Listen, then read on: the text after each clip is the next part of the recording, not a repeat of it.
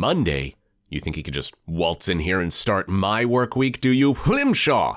I'm your cranky pants host, Andrew, and this is Crypto Espresso, your teeny tiny daily shot of caffeinated crypto headlines. Mondays are not welcome in this house, I tell you. First up, a court in Montenegro has ordered Kwon to spend the next 30 days in detention. But local media reports suggest the Terra co-founder is planning to appeal this decision. The judge concluded that there are concrete circumstances indicating that Kwon could be a flight risk, especially considering he's a foreign citizen. Several travel documents have also been seized, some of which bore different names to their actual identities. Another factor is the fact that Interpol had issued a red notice for his arrest. Kwon was arrested at the airport alongside Han Chang-jun, who had served as Terraform's chief financial officer. It's believed they were attempting to board a flight to Dubai using falsified Costa Rican travel documents, and they were initially arrested after a border official became suspicious. A self-styled crypto king who allegedly fleeced investors out of millions of dollars was kidnapped and tortured according to explosive court documents. It's believed that Aiden Pleterski, who was 23 when his company went under, was abducted by disgruntled creditors. His father said that he was held for 3 days, beaten, and was only allowed to call specific people. Pleterski contacted the landlord of his $45,000 a month apartment, who asked him to pay a $3 million ransom. He was later released on the understanding that he would get the cash to his kidnappers as soon as possible, and he was warned that interacting with law enforcement could make this situation much, much worse.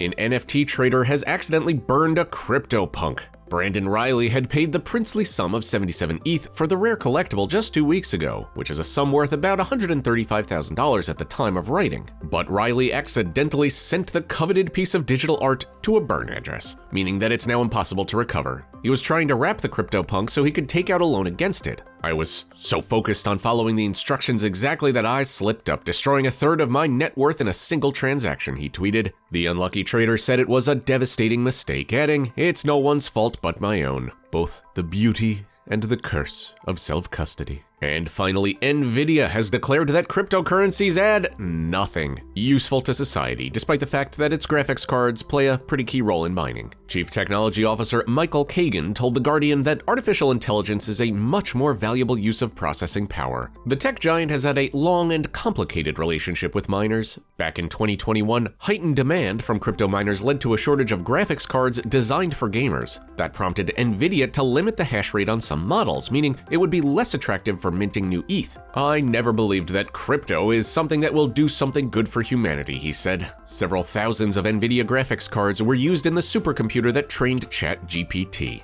Now, as someone who hosts a crypto-themed news show, maybe I'm a little biased here, but if crypto begets Crypto Espresso, well, there's something useful in society. Checkmate, Nvidia! Celebrate my mental superiority by liking this video, subscribing to our YouTube channel, and clicking on that little bell icon to get buzzed whenever a new Crypto Espresso goes live. See, the buzz, it's a pun because you're both notified and caffeinated.